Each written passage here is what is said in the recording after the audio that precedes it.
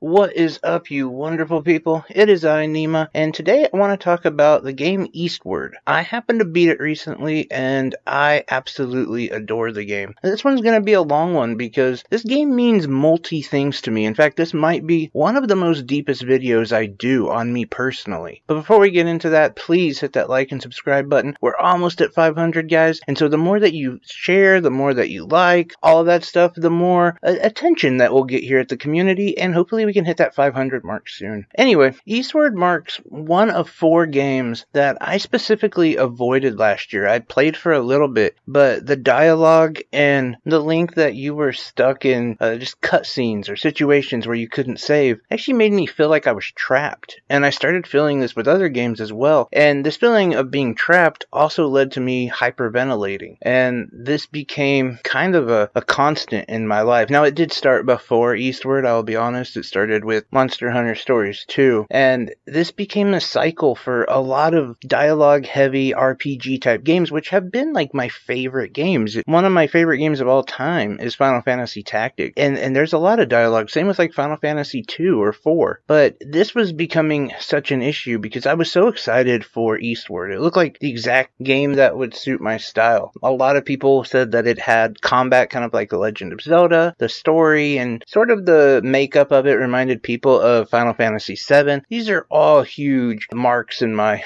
opinion that the game's going to be great, but I couldn't play it. I got maybe 5 or 6 hours in and had multiple panic attacks throughout just that small amount of time. And Eastward was one of those games that it was always in the back of my mind, like I want to play it, I want to get through it, but I didn't want to bring on the anxiety and the panic attacks, which later, when I say later, a couple months, probably by December of this last year, I was having anxiety attacks every night, and it had gotten way out of control. Luckily, in early December, I was able to get put on medicine, and I see a therapist now, and so I do so much better with games. I do so much better with anxiety attacks. I haven't had a full-blown anxiety attack in quite a while, to be honest, and I decided that I needed to go back. And these 4 games specifically were ones that I needed to kind of conquer, if you will, overcome, but also enjoy. And so that's where this journey starts, is with Eastward.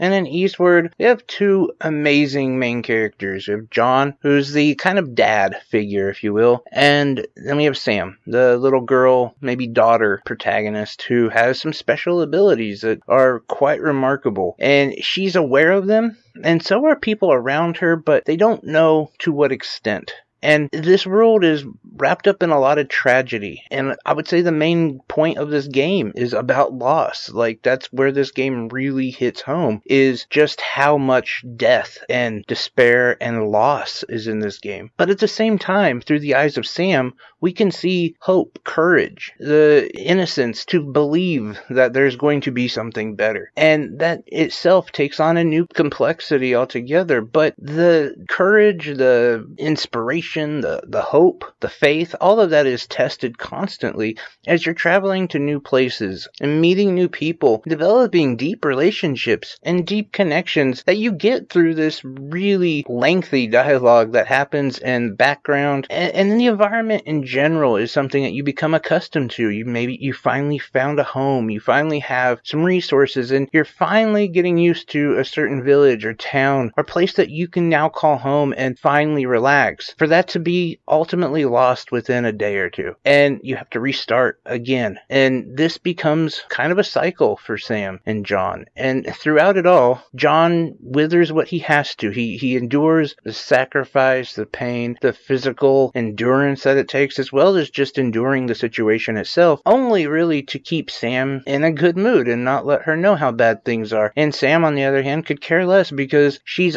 always bright-eyed and very, very positive. So I think that this game has to have that dynamic, because if there wasn't that kind of character, the game would be very, very dark. And it's not, to be honest. You almost forget, and I think that's where this game is really, really good at its writing and its ability to make you feel safe, to make you feel at home, is you forget that the miasma is chasing you, and the miasma is this unknown entity that kills everything in its path, and it's essentially unstoppable. And it just happens to be that Sam and John are always able to escape it just in the nick of time. Now, there is more to that, and there is more to why. And I don't want to ruin too much, but I do have to get into some of the story, and that's why, I'm not going to go into specifics, but every time that we see just utter destruction, we always see Sam ready to move on and ready to meet new people. Like, it doesn't affect her. Like, there's always something brighter and better the next step, and that is something that I think this game definitely does need, and it encourages that in many ways. The other way that I think that this game really breaks out of its shell is, yes, it does have Zelda-like combat, the old school Zelda, as well as these great, fantastic puzzles and dungeons and enemies that are all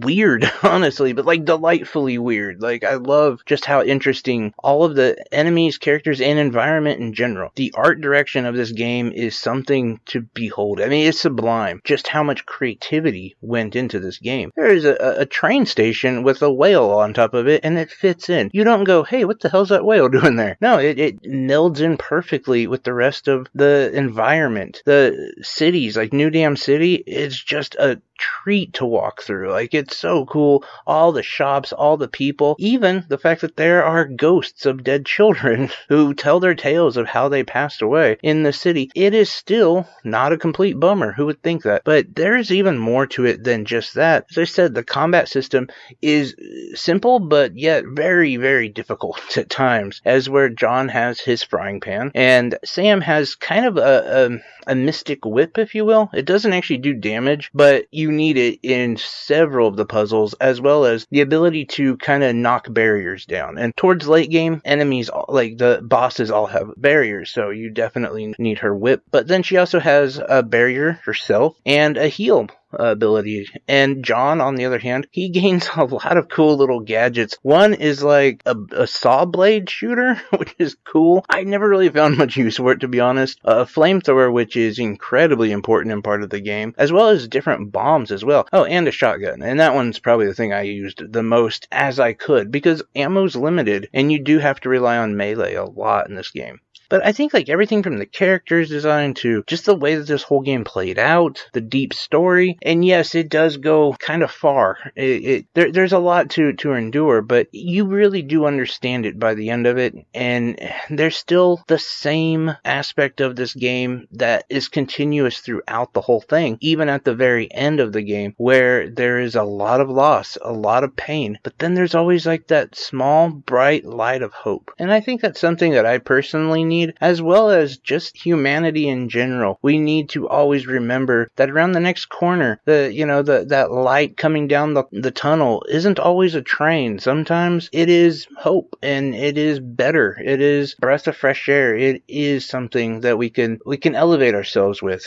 But that was really what I took a lot from this game. And I did try to get into some of the mechanics, but not a lot of them, because this is a rather simple game. Like, if you've played a Zelda-like, then you pretty much have got it. It's just, it has a lot of puzzles and that Zelda-like combat, as well as dungeon crawling, and to an extent, loot finding. It's not as big on the loot. You look for parts, I guess, but you never really find like armor or equipment or anything like that. It's more items and hearts. You have to have that, like the old Zelda thing again. And I think it would be nice to have some sort of leveling system in the game, but that's just me personally, and that's because I'm addicted to RPGs. But ultimately, I absolutely love this game. I think this is one of those games that we're going to look back in 10 years and be like, wow, what an amazing game. I hope there's an Eastward 2, sort of.